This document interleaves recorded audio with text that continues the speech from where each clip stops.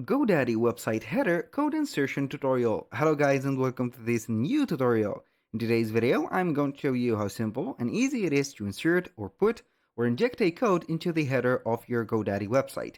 We're going to head over godaddy.com, select the website that we have let's say here, put the code on, or we can go ahead and head over the products first. Then we are going to select the website itself.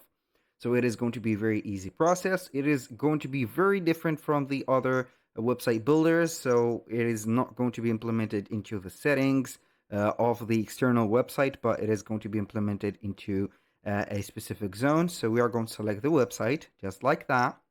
Now what we're going to do is to see the website. As you can see, we are going to focus on the right part of this specific page. We're going to click on edit website. So we are going to open up the editor. And now what are we going to do is to head over the setting of the builder. So we are going to click on settings. And then we're going to head over the analytics and tracking.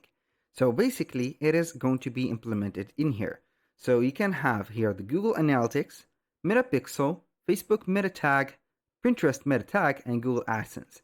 These are going to be the only, let's say, code verification that you're going to have into the header. Because these, as you can see, 5 elements are going to be implemented into the header. So this is the code insertion or the code injection in here.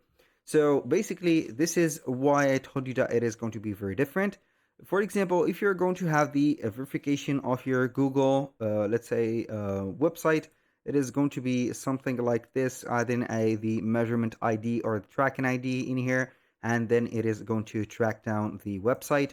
If you're going to have the Pixel meta tag, you're going to have the Facebook meta tag in here, put in here, get the code from your Meta business suite, and then you're going to put it right there, and etc. So this is the only method. Also for Pinterest and Google AdSense, as you can see, you are going to put your code in here, and then you're going to have everything set up. So basically, this is everything that you need to know for the code of the insertion that you're going to put into the header. It is going to be full transparent, not appearing into your website, and not set up with another method.